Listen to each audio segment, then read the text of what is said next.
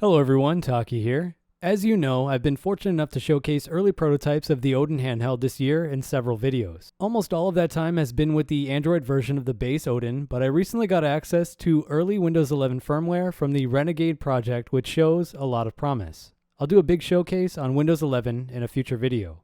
From the Android standpoint, I think I have a pretty good idea of what this chip can do, but I had no idea what Odin Lite was capable of doing until I started working on this video. Because there isn't a lot of good information on this chip, I want to put together a huge compilation so people know what to expect from this version of the handheld.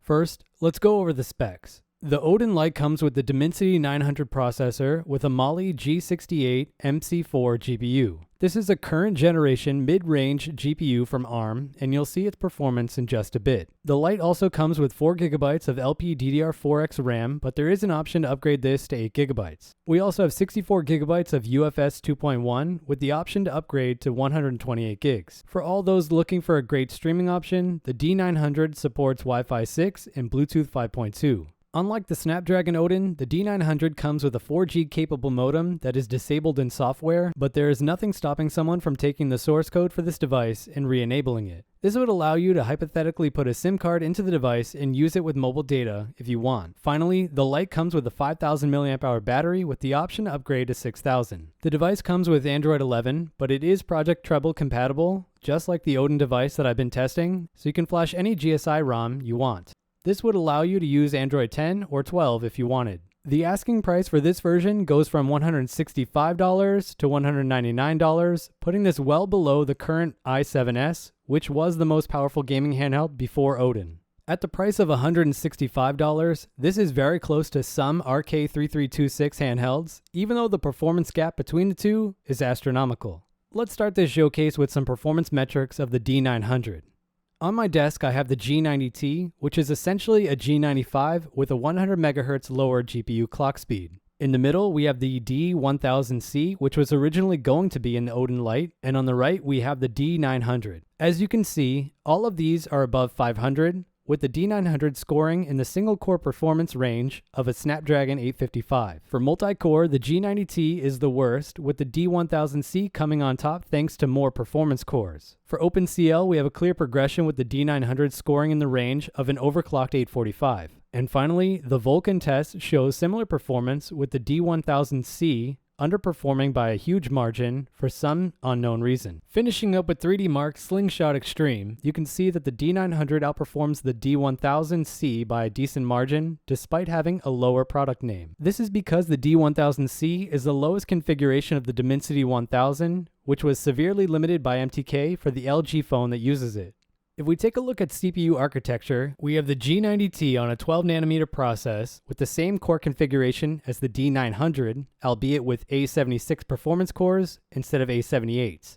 You can also get an idea for why the D1000C performs as bad as it does, with the performance cores clocked at only 2 GHz. Battery life happens to be the best aspect of the D900, and I have an easy test to demonstrate how good it is. Right now I have the G90T on top and the D900 on the bottom. Both devices are running Pascal's wager on max settings. With the floating stats, you can see the charge rate on both phones, along with their CPU temps. You'll see that the D900 shows a charge drain of around 400 mA, but this is half of the real value. From this point on, whenever you see this number, multiply it by 2 and you can get the real number. Right now we're using about 800 mA, but we are saving around 100 mA thanks to an AMOLED screen. You can see that the G90T on the 12nm process is currently using a max of 1.8 amps to render the same scene, but the phone is starting to throttle because the CPU temps are already above 50C. At the same time, the D900 is running cool as a cucumber at 40C without any throttle.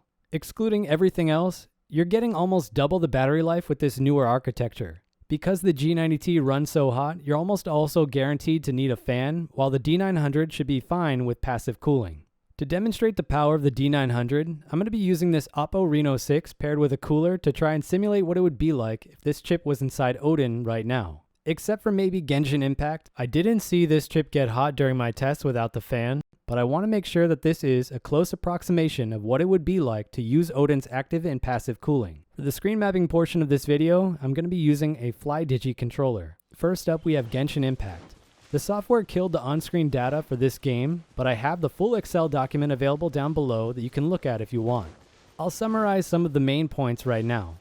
During the 15-minute test that I filmed, the game ran at an average FPS of 35.26 on max settings and used an average of 1.1 amps. With the stock battery configuration, that means you could play this game for over 4 hours on a full battery. I'll have the full 15-minute test for this game on my second channel for reference. Next, we have Honor of Kings.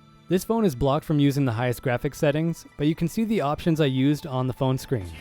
Unlike Genshin, the performance overlays are visible, so you can see all of the relevant data yourself. I played a 13-minute match for this footage, and I'll summarize the key points. The game ran an average FPS of 59.31 and used an average of just under 600 milliamps of power. I'll have the full match for this game on my second channel for reference.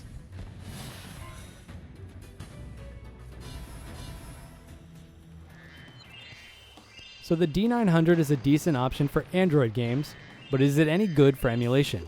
In this final section, we're going to benchmark the performance of the D900 using a bunch of emulators. First up, we have PS1 using geometry correction using DuckStation. Remember, the battery charge current that you see needs to be multiplied by 2 to get the real charge drain for any test in this video. If you want to know the name of any of the games that are used in this video, take a look at the pinned comment down below. Moving on over to PSP, we have Final Fantasy Type 0 running at 5x with very good performance.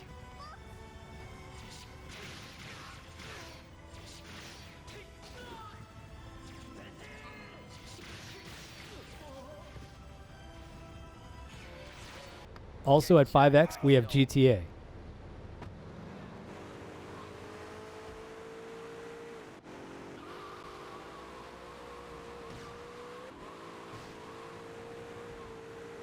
For Ghosts of Sparta, I started off using 3x, but there were some stutters, so I bumped down to 2x to keep things running smooth. This game can be a meme on high-end hardware, so I'll just say that 2x is playable. The full video from this will also be on my second channel.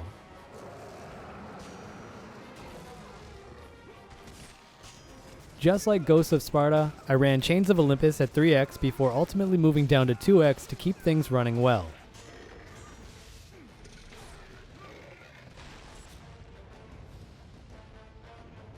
Now let's take a look at PS2 using Final Fantasy X.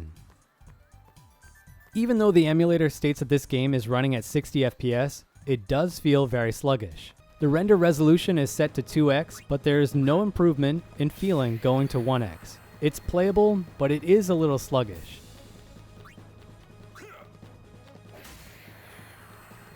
On the other hand, Dark Cloud runs very well at 2x resolution.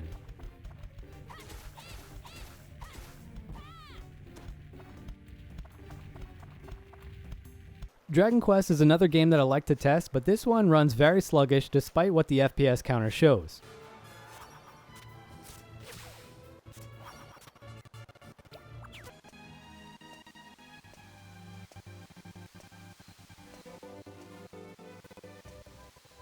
Kingdom Hearts 2 suffers from a lot of graphical glitches, but the performance is decent enough if you can put up with the harsh lighting.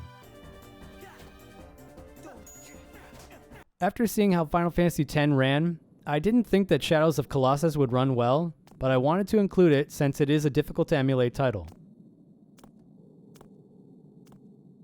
Finishing up the PS2 section, we have God of War 2. Unlike Final Fantasy X, this one doesn't feel that sluggish, even though there are obvious performance hacks being used to achieve this level of playability. On to N64 with Banjo-Tooie and Banjo-Kazooie. Power usage for these two titles is nice at over 10 hours of playtime for both. You can see similar power usage to this in DK64. I got asked to film Conker's Bad Fur Day for this video, so here it is.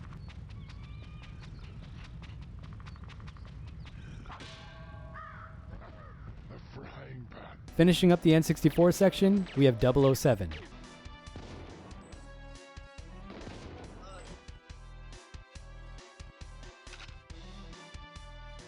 If you want to play DS games on the D900, you'll be able to use the graphic enhancement options in the emulator to get very clear 3D models. There's nothing really special about this emulator since it can run well on a potato, so let's move on.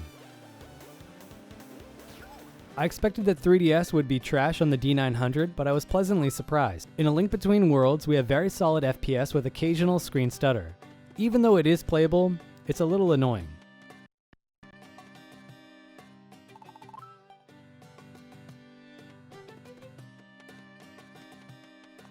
Like other 3DS titles, Pokemon Ultra Moon suffers from lag anytime there's a new shader that hasn't been cached. You can see this in a new Pokemon move that you get. You will usually only have a slight lag the first time you use the ability. Otherwise, the game is highly playable.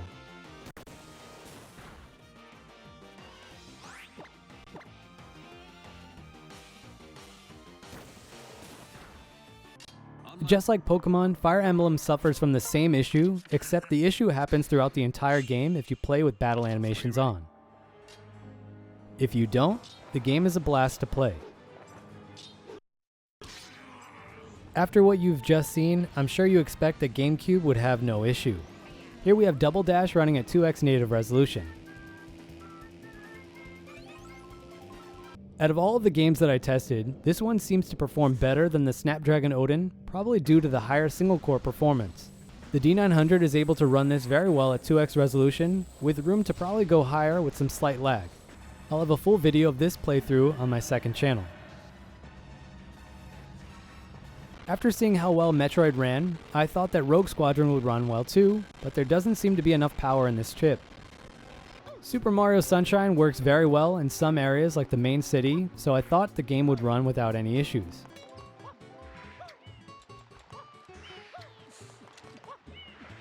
Once you get into the first stage, performance drops off. You will probably want to use the PAL ROM for this game, or a performance hack. Wind Waker is an easier title to emulate, and here it is running well at 2x native resolution. Twilight Princess can be a little more demanding than Wind Waker, and there were some slight moments of lag while filming this video, but the game is playable. I have enough footage from this game that it will probably end up on my second channel too.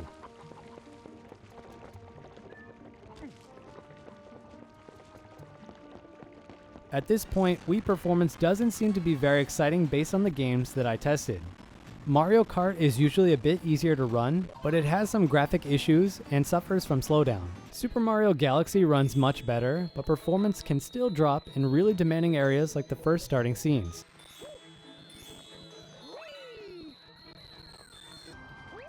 Once you are in the main game, things run very well.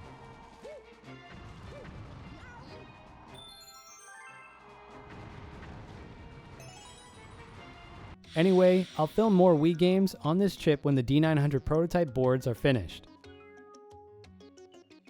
This was the biggest surprise of the entire test: playable performance for Nintendo Switch games. This emulator just got a preliminary update to add support for Dimensity chips, and I wasn't expecting that it would work at all. You will need more than 4 GB of RAM to use this. Assuming that you got one of the early bird packages with the 8 GB upgrade, and this emulator was open for normal use, you could use it on Odin. It's a little scary and a bit hilarious that a sub $200 handheld can emulate some Switch games. If there ever was a better reason for Nintendo to up the specs on their handheld with a revision, this is it. That leaves us with Dreamcast. Performance is as good as you would expect after seeing everything in this video.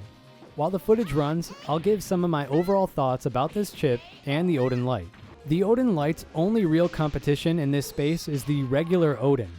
It's a little cheaper, runs very cool, and has slightly better power consumption thanks to that 6nm process. Even when coupled with a fan, it has lower peak graphical performance compared to the 845 and slightly worse performance in high-end emulators at this time. It does, however, have faster Wi-Fi and eventual support for mobile data, so this is an amazing streaming handheld with great offline gaming capabilities in my mind.